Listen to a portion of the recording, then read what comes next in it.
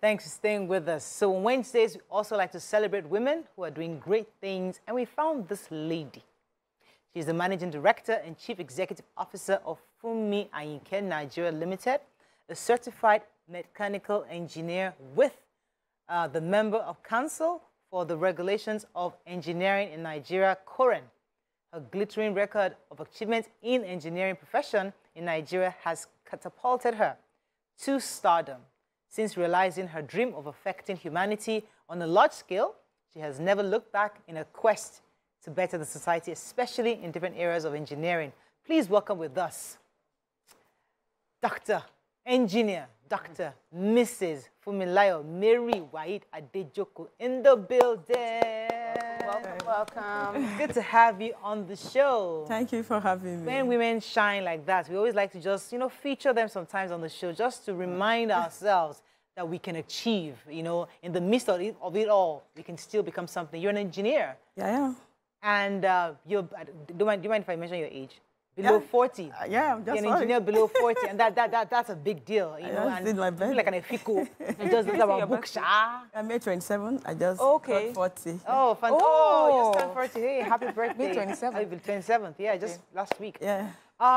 So we're really happy to have you on the show as an engineer. Give us a bit of your story, the journey, because I know that in the early days you used to work in government, you either in Oyo State, before then you're in Jigawa State, and then you gradually grew your career. Tell us a bit about how you started and how you then ended up in this level.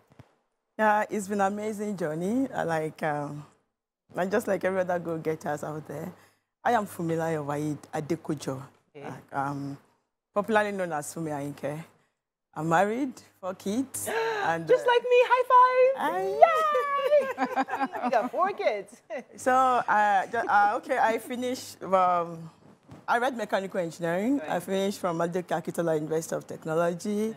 And then I went to Jigawa State to have my FNIMechE. And even though I spent 9 months before I redeployed back to Ondo State.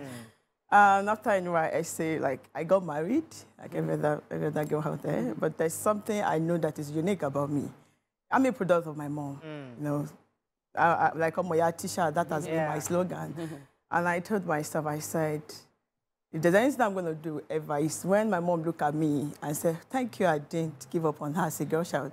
Like that has been okay. So I just defined my life. I told myself I'm going to have my kids, giving them the value that I want to give them before I pick a government job. So they can go through the 6-month exclusive, and all that. So that was how I started with that. I got the first pregnancy. But I don't want to just be stereotyped at home like a full housewife. So I decided to do something unique, like creating a company. I call it Adefum Investment. Okay.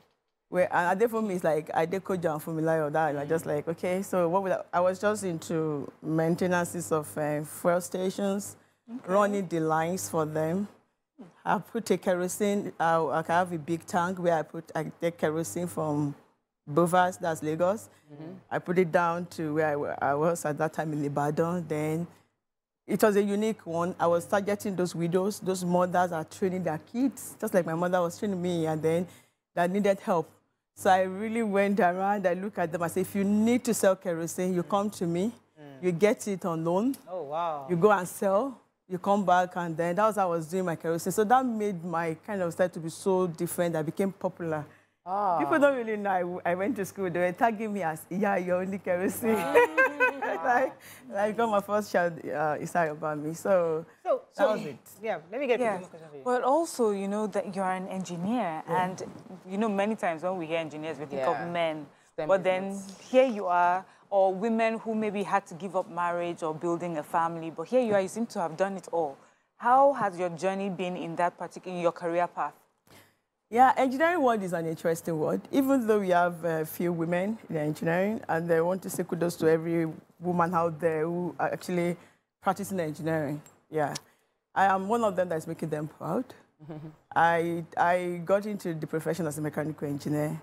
I work with government. In fact, I served very well at the Federal University of Akoko as the head of mechanical unit. We have a lot of over 110 staff under me, though.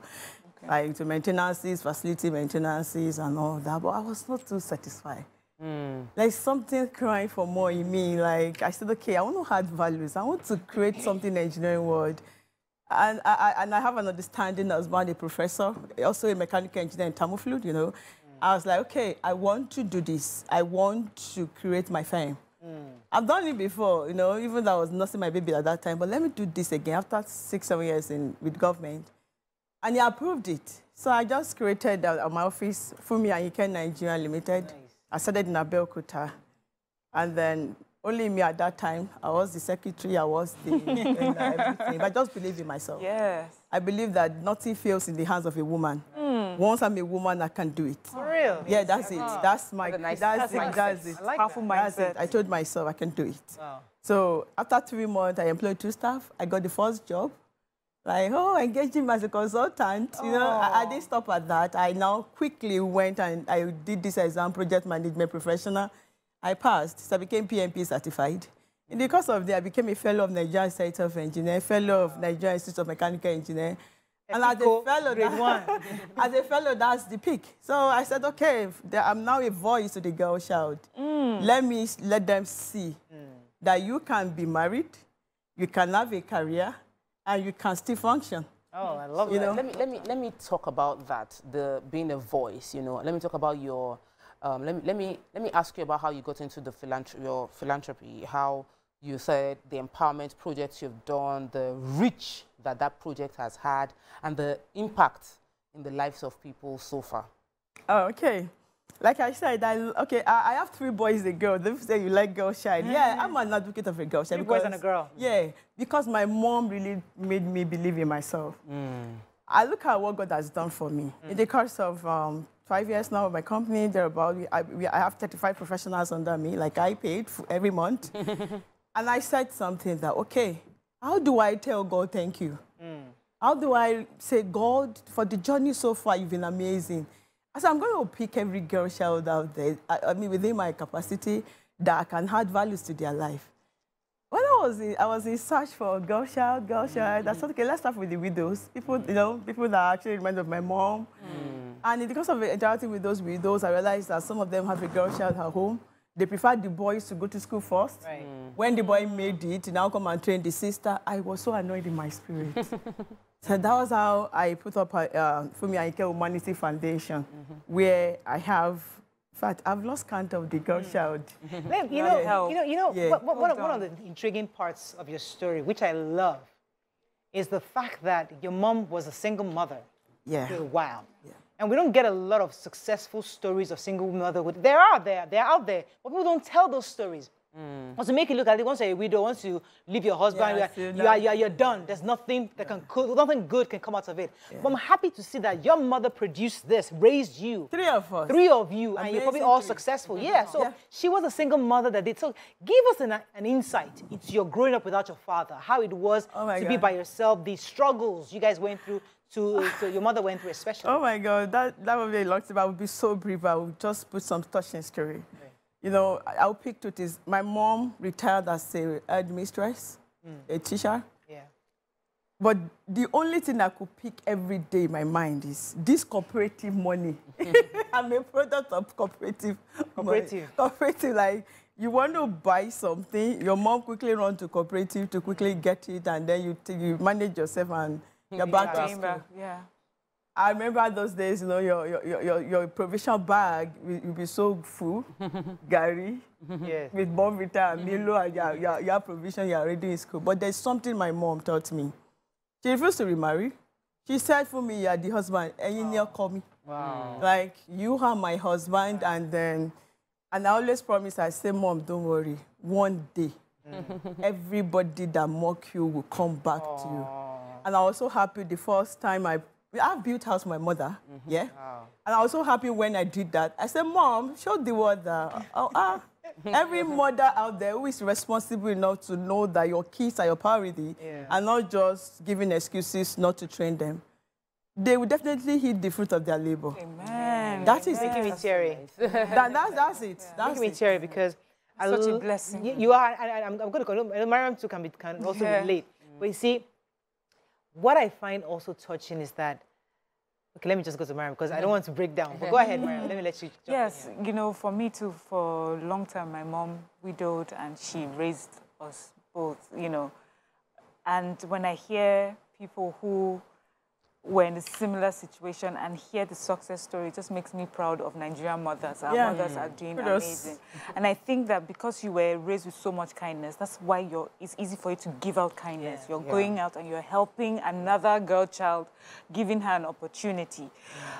In your work with helping, you know, the less privileged, what would you like to see us do differently? As a society? You know, because it's true, people need help, but sometimes I also feel like sometimes we're just waiting or depending on that help. Are we even appreciating this help and, you know, catching it and running with it? Well, being an humanitarian person is a calling. Sincerely, it's not easy to do in this part of the world called Nigeria. We have a lot of ungrateful people. You pick them, you train them, they still come back and hurt you back. But there is this passion when you're an humanitarian. It is like a sacrificial living. You don't even expect anything from them. yeah. The day I defined it that I don't need anything back from these kids, that was the day I got it right. Then I actually got over the emotional aspect of it. That is just the truth. That's it. Well, one part that I also love about your story is that you're wholly Nigerian. Like, wholly. You're raised and trained here. You know, people feel as if until you go abroad, you have to go international this and do international that before you can actually be successful in this country. But Minister Fashola, before, used to try to remind us all the time that I am fully Nigerian trained here. You can actually be successful. Yes, Nigeria is hard for a lot of people, but some of us can struggle, and you struggled.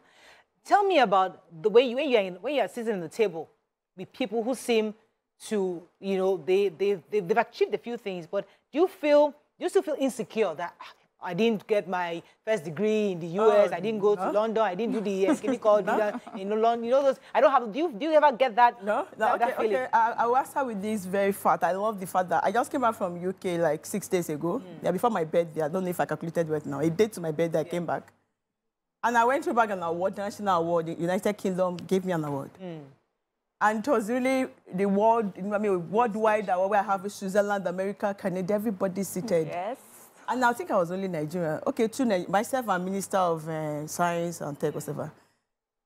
And when I was my time to talk, if you see them clapping, because each time I'm in the middle of all these international people, I see myself as I'm too superior. I have all the experience, both the good and the bad. Just a Nigerian. Like, I am superior.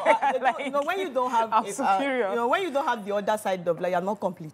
You don't even know how to address this issue.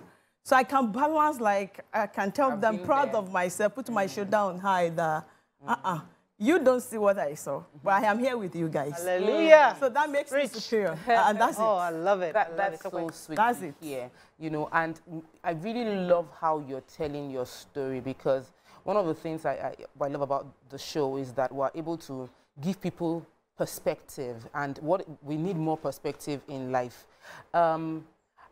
I'd like you to talk about marriage, you know. What was the role of your husband in your journey? And I'd like you to help us address those that have supportive and not supportive. So I don't know where you stand, but I'd like you to help us in talking about where your experience with your partner was. How did you manage that relationship, and how would you advise we manage that kind of relationship? Oh, thank you very much. I love that, because a lot of people believe that if you're a career woman, you cannot keep your home. That's the general thing that people believe, and then that's one of the things I'm trying to correct now. Majorly, what you need to do as a woman, every woman must be a career woman. Believe me, it is not a called housewife. It is rubbish. I don't know if that stand is there or not. Aspiring to be one. No, it is rubbish, sincerely. Because what your hand finds to do is what you are. And then if you are home, your life will just be nobody, because that is what you see, the wall of the house every day. You are not there. Right. So, and every man out there wants a woman that they can come back home with and share ideas with, that can even add values to their life. So if you are the one that overloving woman who want to stay at home, there's nothing to add to that man, believe me. You are not there. So I will talk to the career women out there who are really responsible, that they want to do this and they love their kids. This is what I want to address. Make your husband your best friend. I think what really helped me is my husband, I get him involved in most of my activities. If this chance, I will tell you, do you have time to attend this occasion? I will be there. Imagine me having music artists to my life. You can imagine how crazy I could be. So it means that I tell you just be my friend, be in it. Right. Every journey, we discuss it before I even make it opened. I do most of the things I've achieved. I mean, it took me some time to still take approval from the house. So during the approving process, you are trying to ask for approval. Don't announce. Yeah. Make sure you have wrapped him. Yeah, inside. See, I need to say this. Men are our babies. You define where you want them to fit into your life. Some men, no, trust me, it's not men are babies. I'm not talking That's a conversation for another. Don't worry, we'll bring you back on a Thursday to discuss and discuss that. When it comes to them listening to you, loving what you do, every man wants to be proud of a successful woman. Majority. But when you don't take your man along and you now make whatever you had to make you become the superior at home, you've mixed it. We have to wrap up with you. But yes, I know you have a talent hunt program. Yeah. Please, well, how does that work? And people are winning cash, like... Okay, I'll just quickly say that. I don't know, some pastors don't like this, but I need to say, I put my tithes into humanitarian accounts. Because some of our churches are very rich. They are very rich, and a lot of people attend their churches poor. I said, okay, I will help them to help their members. Okay. So each time I gather some of my tithes, like 3, 4, 5 months, I just come out there and say, okay, talent hunt. For 8,000 to empower 10 people. And do you know today, I am like a chairman to a lot of companies. I don't know that, but you funded the businesses. Even some farmers in the north, they would just call me, the tomato is ready, we are sending you from work. I was like, oh, really? That money could do this? See how you have used your tithe. So your tithe was used? Yeah, yes. So I actually put it in a good soil, like... Yes. Yeah, that's another conversation. You're bringing you back because that one too can be discussed.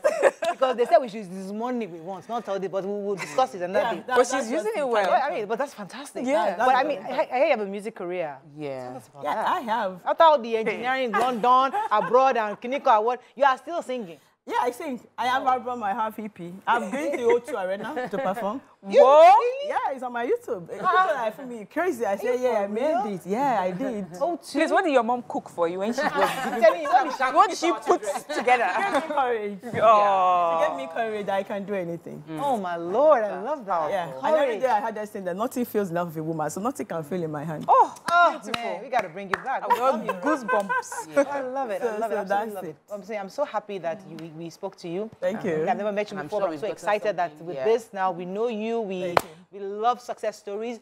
We love holy Nigerian brands who are proudly Nigerian, and because we believe this country. We are very optimistic. We're optimistic about this country, and we love it when great people like you come out of here and you still succeed.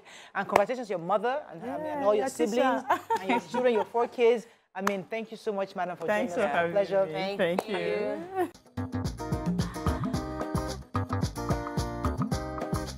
Stay tuned.